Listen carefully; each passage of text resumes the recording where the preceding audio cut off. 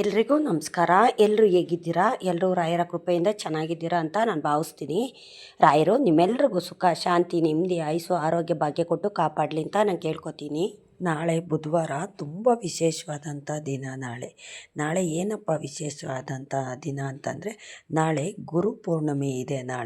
ನಾಳೆ ಹಂಗಾಗಿ ಯಾರೊಬ್ಬರು ಅಷ್ಟೇ ನಾಳೆ ರಾಯರ ಪೂಜೆ ಮಾಡೋದನ್ನು ಖಂಡಿತ ತಪ್ಪಿಸ್ಕೋಬೇಡಿ ಅಂತ ನಾನು ಕೇಳ್ಕೊತೀನಿ. ಏಕೆ ಅಂತಂದರೆ ನಾವು ಹಲವಾರು ಪೂಜೆ ಅನ್ನೋದನ್ನು ಸಹ ಮಾಡ್ತಿರ್ತೀವಿ. ಆದರೆ ಈ ಗುರು ಪೂರ್ಣಿಮೆ ದಿನ ತುಂಬ ವಿಶೇಷವಾದಂಥ ದಿನ. ಹಂಗಾಗಿ ರಾಯರಿಗೆ ವ್ರತ ಮಾಡೋವಂಥವ್ರು ಮತ್ತು ರಾಯರ ಮಠಕ್ಕೆ ಹೋಗಿ ಅಲ್ಲಿ ದೀಪ ಬೆಳಗಿ ನಿಮಗೆ ಕೈಲಾದಷ್ಟು ರಾಯರ ಮಠದಲ್ಲಿ ನಾಳೆ ಬೆಳಗ್ಗೆ ಬುಧವಾರ ದಿವಸ ರಾಯರ ಅಭಿಷೇಕಕ್ಕೆ ಹಾಲು ಮೊಸರು ಏನಾದರೂ ಸ್ವಲ್ಪ ದಾನ ಅನ್ನೋದನ್ನು ಮಾಡಿ ರಾಯರಿಗೆ ತುಪ್ಪ ದೀಪ ಬೆಳಗಿ ನಾಳೆ ರಾಯರಿಗೆ ಹೆಜ್ಜೆ ನಮಸ್ಕಾರ ಹಾಕಿ ನಿಮ್ಮ ಕೋರಿಕೆ ಏನಿದೆ, ನಿಮ್ಮ ಕಷ್ಟ ಏನಿದೆ ಎಲ್ಲವನ್ನು ಸಹ ರಾಯರು ಬಲಭಾಗದಲ್ಲಿ ನಿಂತ್ಕೊಂಡು ನಿಮ್ಮ ಕಷ್ಟನೆಲ್ಲ ರಾಯರ ಹತ್ರ ಹೇಳ್ಕೊಂಡು ಬನ್ನಿ. ನೋಡಿ ಯಾವ ಥರ ಜೀವನನ ಬದಲಾಯಿಸ್ತಾರೆ ಅಂತ. ಏಕೆ ಅಂತಂದರೆ ನಾವು ಪ್ರತಿದಿನ ನಾವು ಪೂಜೆ ಮಾಡ್ತೀವಿ, ಪ್ರತಿ ವಾರವೂ ಸಹ ರಾಯರ ಮಠಕ್ಕೆ ಹೋಗ್ತಾ ಇರ್ತೀವಿ. ಆದರೆ ಈ ಥರ ಏನಾದರೂ ಒಂದು ವಿಶೇಷವಾದಂಥ ದಿನ ಬರುತ್ತೆ. ಇನ್ನು ಹತ್ರದಲ್ಲೇ ರಾಯರ ಆರಾಧನೆ ಟೈಮ್ ಅನ್ನೋದು ಬರ್ತಿದೆ. ಹಂಗಾಗಿ ರಾಯರಿಗೆ ತುಂಬ ವಿಶೇಷವಾದಂಥ ದಿನಗಳೇ ಇನ್ಮೇಲೆ ಬರ್ತಾ ಇರುತ್ತೆ. ಹಂಗಾಗಿ ರಾಯರ ಕೃಪೆಗೆ ನಾವೆಲ್ಲರೂ ಪಾತ್ರರಾಗೋಣ. ರಾಯರನ್ನ ನಾವು ಆರಾಧಿಸೋಣ. ನಮಗೆ ಗೊತ್ತಿದ್ದಷ್ಟು ರಾಯರ ಪೂಜೆ ಸೇವೆನ ನಾವು ಮಾಡೋಣ. ನನಗೆ ಕೆಲವೊಬ್ಬರು ಕಮೆಂಟ್ ಹಾಕಿದರು, ಗುರು ಪೌರ್ಣಮಿ ದಿವಸ ನಾವು ರಾಯರಿಗೆ ಸಂಕಲ್ಪ ಮಾಡ್ಬೋದಾ, ತೆಂಗಿನಕಾಯಿ ಸಂಕಲ್ಪ ಚೀಟಿ ಬರೆದಿಟ್ಟು ಸಂಕಲ್ಪ ಮಾಡ್ಬೋದಾ ಅಂತ ಕೇಳಿದ್ರು. ಹೌದು, ತುಂಬ ಒಳ್ಳೆಯ ದಿನ. ನಾಳೆ ನೀವು ಶುರು ಮಾಡ್ಕೊಳ್ಳಿ. ಏಕೆ ಅಂತಂದರೆ ನಮ್ಮ ಕಷ್ಟ ಯಾವ್ಯಾವ ಥರ ಇರುತ್ತೆ ಅಂತ ಗೊತ್ತಾಗಲ್ಲ. ಆದರೆ ರಾಯರು ಸೂಚನೆ ಕೊಡ್ತಾರೆ, ನೀನು ಇಂಥ ದಿವಸದಲ್ಲಿ ನಿನ್ನ ಕೋರಿಕೆನ ನನ್ನ ಪಾದದ ಮೇಲೆ ನೀನು ಹಾಕ್ತು ಅಂತಂದರೆ ನಾನು ಅದನ್ನು ಈಡೇರಿಸ್ಕೊಡ್ತೀನಿ ಅಂತ. ಏಕೆ ಅಂತಂದರೆ ಅದಕ್ಕೆ ಅಂತಲೇ ಒಂದು ಟೈಮು, ಒಂದು ಗಳಿಗೆ, ಒಂದು ದಿನ ಅನ್ನೋದು ಬರುತ್ತೆ. ಆ ದಿನ ನಿಮಗೆ ಬಂದಿದೆ ಅಂತ ನೀವು ತಿಳ್ಕೊಳ್ಳಿ. ನಾಳೆ ಗುರು ಪೌರ್ಣಮಿ ಇದೆಯಲ್ಲ, ಹಂಗಾಗಿ ನೀವು ಸಂಕಲ್ಪ ಮಾಡೋ ಅಂಥವ್ರು 3 ವಾರ ಇಲ್ಲ 4 ವಾರ ಇಲ್ಲ 5 ವಾರ ಇಲ್ಲ ದಿನಗಳು, 5 ದಿನ ಇಲ್ಲ 7 ದಿನ ಇಲ್ಲ 9 ದಿನ ಈ ಥರ ದಿನಗಳಲ್ಲಾದರೂ ಮಾಡ್ಬೋದು, ಇಲ್ಲ ವಾರಗಳಲ್ಲಾದರೂ ಮಾಡ್ಬೋದು. ನೀವು ವಾರಗಳಲ್ಲಿ ಮಾಡೋದಾಯಿತು ಅಂತಂದರೆ ರಾಯರಿಗೆ ಆರಾಧನೆ ಟೈಮ್ ಅನ್ನೋದು ಬರುತ್ತಲ್ಲ, ಆವಾಗ ತುಂಬ ಒಳ್ಳೆಯದಾಗುತ್ತೆ. ನಿಮಗೆ ಆರಾಧನೆಯೂ ಸಿಕ್ಕುತ್ತೆ ಮತ್ತು ನೀವು ಸಂಕಲ್ಪ ಮಾಡಿದ್ದಕ್ಕೂ ಒಂದು ಫಲ ಅನ್ನೋದು ಸಹ ಬರುತ್ತೆ ಅಲ್ವಾ. ನಾವು ನಾಳೆ ಗುರು ಪೌರ್ಣಮಿ ದಿವಸ ತಪ್ಪದೇ ಈ ಕೆಲಸವನ್ನು ಎಲ್ಲರೂ ಸಹ ಮಾಡಲೇಬೇಕಾದಂಥದ್ದು. ನಿಮ್ಮ ಕೈಲಾದಷ್ಟು ಯಾರಿಗಾದ್ರೂ ಏನಾದರೂ ಒಂದು ದಾನ ಮಾಡಿ, ಒಂದು ಊಟನೋ ಇಲ್ಲಾಂದರೆ ಯಾರಿಗಾದ್ರೂ ನಿಮ್ಮ ಕೈಲಾದಷ್ಟು ಹಣ ಸಹಾಯನೋ ಏನೋ ಒಂದು, ಇದೇ ಥರ ಅಂತ ನಾನು ಹೇಳೋದಿಲ್ಲ, ಏನಾದರೂ ಒಂದು ದಾನ ಮಾಡಿ. ನಾಳೆ ಗುರು ಪೌರ್ಣಮಿ ಅಂತಂದರೆ ಜೀವನನೇ ಬದಲಾಯಿಸುವಂಥ ದಿನ. ಒಂದೊಂದು ದಿನ ಒಂದೊಂದು ಸೆಕೆಂಡು ಸಹ ನಮ್ಮ ಜೀವನನ ಬದಲಾಯಿಸ್ತಾ ಇರುತ್ತೆ ಭಗವಂತ. ಕೆಳಗಿದ್ದವರು ಮೇಲೆ, ಮೇಲಿದ್ದವರು ಕೆಳಗೆ ಬರ್ತಾ ಇರೋಂಥ ಟೈಮ್ ಇದು. ಹಾಗಾಗಿ ನಮ್ಮ ಜೀವನ ಇದೇ ಟೈಮಲ್ಲಿ ಬದಲಾಗಬೇಕು ಅನ್ನೋದು ನಮ್ಮ ಹಣೆ ಬರಹದಲ್ಲಿ ಬರ್ದಿತ್ತು ಅನ್ನೋದಾಯಿತು ಅಂತಂದರೆ ಭಗವಂತ ಹೇಗಾದರೂ ನಮ್ಮ ಜೀವನನ ಬದಲಾಯಿಸ್ತಾರೆ. ಆದರೆ ನಾವು ರಾಯರ ಮೇಲೆ ನಂಬಿಕೆ ಇಟ್ಟಿರ್ತೀವಲ್ಲ, ನಂಬಿಕೆನ ಯಾವತ್ತೂ ಅಷ್ಟೇ ನಮ್ಮ ನಂಬಿಕೆನ ಸುಳ್ಳು ಮಾಡೋದಿಲ್ಲ ದೇವರು. ಏಕೆ ಅಂತಂದರೆ ನಾವು ರಾಯರನ್ನ ನಂಬಿದ್ದೀವಿ. ರಾಯರು ನಂಬಿ ಒಂದು ಸೇವೆ, ಪೂಜೆ, ವ್ರತ ಅಂತ ನಾವು ಮಾಡ್ತಾ ಇರ್ತೀವಲ್ಲ, ಹಂಗಾಗಿ ನಮ್ಗೆ ಒಳ್ಳೆ ಕಾಲ ಬಂದಿದೆ. ರಾಯರೇ ಸೂಚನೆ ಕೊಟ್ಟಿದ್ದಾರೆ, ಈ ಥರ ಎಲ್ಲ ಮಾಡಿದ್ರೆ ನಮ್ಮ ಕಾಲ ಬದಲಾಗುತ್ತೇನೋ, ನಮ್ಮ ಟೈಮ್ ಚೇಂಜ್ ಆಗುತ್ತೇನೋ ಅಂತ ಅನ್ನೋದೊಂದು ನಂಬಿಕೆಯಿಂದ ನಾವು ಇದನ್ನೆಲ್ಲ ಮಾಡ್ತಾಯಿರ್ತೀವಿ. ಆದರೆ ನಮ್ಮ ನಂಬಿಕೆನ ರಾಯರು ಯಾವತ್ತೂ ಅಷ್ಟೇ ಸುಳ್ಳು ಮಾಡೋದಿಲ್ಲ. ಅದು ಬೇಡಿದಂಥ ವರ ಖಂಡಿತ ಕೊಟ್ಟೇ ಕೊಡ್ತಾರೆ. ನಾಳೆ ಗುರು ಪೌರ್ಣಮಿ ಇದೆ, ನಾಡಿದ್ದು ರಾಯರ ವಾರ ಇದೆ, ತುಂಬ ವಿಶೇಷವಾದಂಥ ವಾರ. ಹಂಗಾಗಿ ನಾಳೆ ಬೆಳಗ್ಗೆ ನಿಮ್ಗೆ ಹೋಗೋಕ್ಕಾಗಿಲ್ಲ ರಾಯರ ಮಠಕ್ಕೆ ಅಂದರೆ ನಾಳೆ ಸಂಜೆನಾದರೂ ಹೋಗಿ. ಏಕೆ ಅಂತಂದರೆ ಸೂರ್ಯ ಮುಳುಗೋ ಟೈಮಲ್ಲಿ ಚಂದ್ರ ಕಾಣಿಸ್ತಾನಲ್ಲ, ಹಂಗಾಗಿ ಗುರು ಪೌರ್ಣಮಿ ಅಂತಂದರೆ ಬರೀ ಮಠಕ್ಕೆ ಬೆಳಗ್ಗೆ ಟೈಮು ಹೋಗೋದು ಅಂತ ಅಲ್ಲ, ಸಂಜೆನೂ ಹೋಗ್ಬೋದು. ಸಂಜೆ ಹೋದರೆ ತುಂಬ ವಿಶೇಷವಾದಂಥ ದಿನ ನಾಳೆ.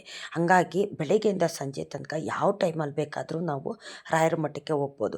ಆದರೆ ನೀವು ಅಭಿಷೇಕ ಕೊಡೋ ಅಂಥವ್ರು, ಹಾಲು ಮೊಸರು ತುಪ್ಪ ಕೊಡೋ ಅಂಥವ್ರು ನಾಳೆ ಬೆಳಗ್ಗೆ ಹೋಗಿ ಕೊಟ್ಟಿದ್ದು ಬಂದುಬಿಡಿ. ಸಂಜೆ ಹೋಗಿನೂ ಸಹ ರಾಯರ ದರ್ಶನ ಮಾಡ್ಬೋದು, ಬೆಳಗ್ಗೆನೂ ಮಾಡ್ಬೋದು. ಆದರೆ ರಾಯರು ನಮ್ಮ ಜೀವನನ ಬದಲಾಯಿಸೋವಂಥ ದಿನ ನಾಳೆ ಗುರು ಪೌರ್ಣಮಿ ಅಂತಂದರೆ ಮಹರ್ಷಿ ವೇದವ್ಯಾಸರು ಹುಟ್ಟಿದಂಥ ದಿನ ಅಂತ ಹೇಳ್ತಾರೆ. ಏಕೆಂತಂದರೆ ಮಹರ್ಷಿ ವೇದವ್ಯಾಸರು ಹುಟ್ಟಿದಂಥ ದಿನ, ಆ ದಿನದಲ್ಲಿ ಏನೇ ಒಂದು ಪೂಜೆ ಪುನಸ್ಕಾರ ಮಾಡಿದ್ರೂ ತುಂಬ ಒಳ್ಳೆಯದಾಗುತ್ತೆ. ಮಹರ್ಷಿಗಳು ಅಂತಂದರೆ ಯಾರು?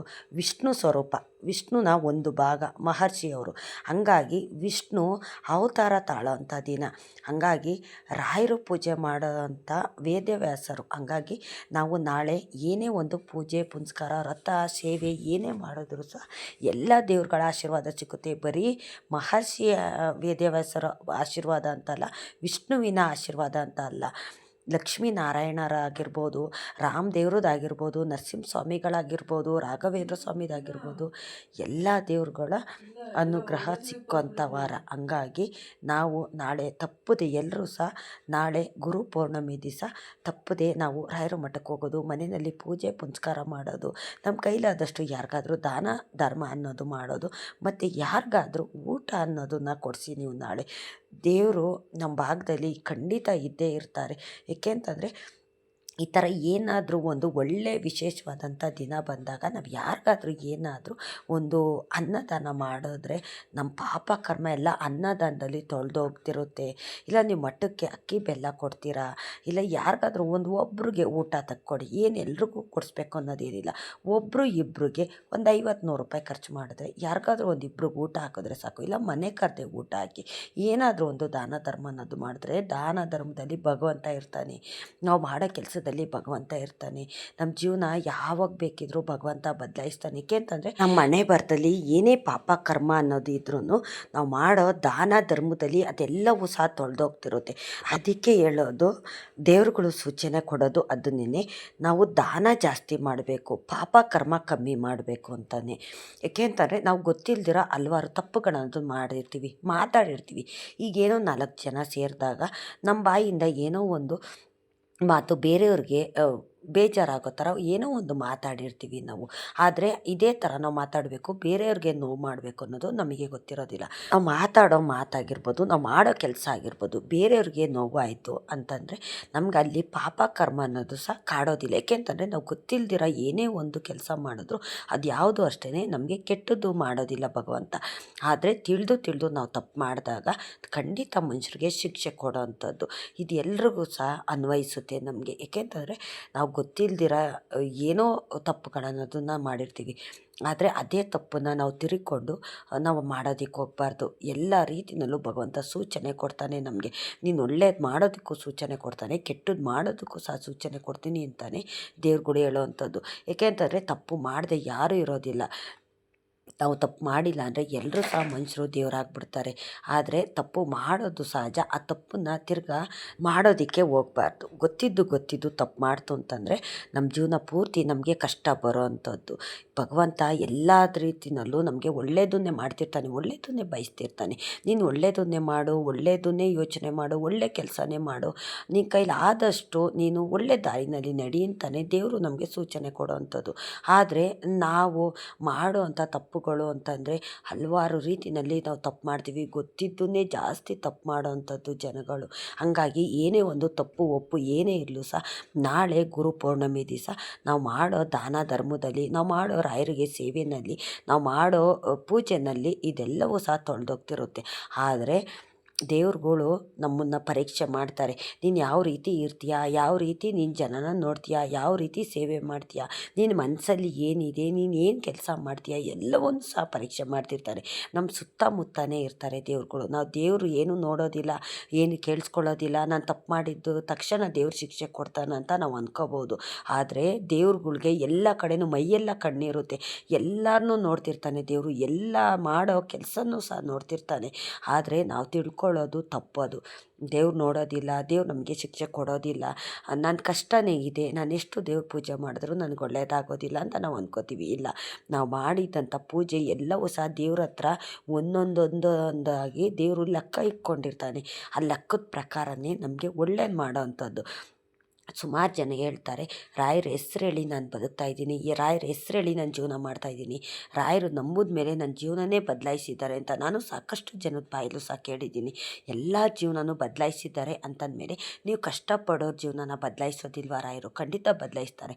ನಾಳೆ ನೀವು ತಪ್ಪದೆ ತಪ್ಪದೆ ರಾಯರಿಗೆ ಏನಾದರೂ ಒಂದು ಅಭಿಷೇಕದ ಮುಖಾಂತರ ಏನಾದರೂ ಕೊಡಿ, ಹಾಲು ಮೊಸರು ತುಪ್ಪ ಏನು ಬೇಕಾದರೂ ಕೊಡಿ. ಆದಷ್ಟು ಕೈಲಾದಷ್ಟು ದಾನ ಮಾಡಿ, ಮನೆಯಲ್ಲಿ ರಾಯರಿಗೆ ಪೂಜೆ ಮಾಡಿ, ನಾವು ಶ್ರಮ ವಹಿಸಿ ನಾವು ರಾಯರಿಗೆ ಹೆಜ್ಜೆ ನಮಸ್ಕಾರ ಹಾಕ್ತೀವಲ್ಲ, ರಾಯರು ಎಲ್ಲವನ್ನು ಸಹ ನಾವು ನಮಸ್ಕಾರ ಹಾಕೋದ್ರಲ್ಲಿ, ಬಗ್ಗಿ ಎದ್ದು ನಮಸ್ಕಾರ ಹಾಕೋದ್ರಲ್ಲಿ ನಮ್ಮ ಕರ್ಮನೆಲ್ಲ ಕಳೀತಿರ್ತಾರೆ. ನಾವು ರಾಯರಿಗೆ ನಮಸ್ಕಾರ ಹಾಕಬೇಕಾದ್ರೆ ಓಂ ಗುರು ರಾಘವೇಂದ್ರಾಯ ನಮಃ ಅಂತ ಹೇಳ್ತಿರ್ತೀವಲ್ಲ, ನಮ್ಮ ಮನಸ್ಸಿನಲ್ಲಿ ಯಾವುದೇ ಒಂದು ಯೋಚನೆ ಬರೋದಕ್ಕೂ ಬಿಡೋದಿಲ್ಲ.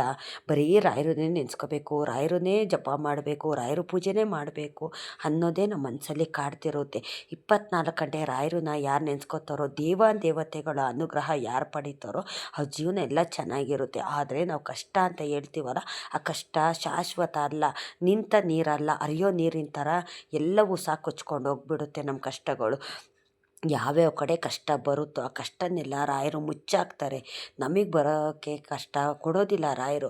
ಆ ಕಷ್ಟನ ಅಲ್ಲಲ್ಲೇ ತಡೆದು ನಮ್ಮ ಕಷ್ಟನೆಲ್ಲ ದೂರ ಮಾಡಿ ನಮಗೆ ಒಳ್ಳೆ ಕಾಲ ಅನ್ನೋದು ಖಂಡಿತ ಕೊಟ್ಟೆ ಕೊಡ್ತಾರೆ.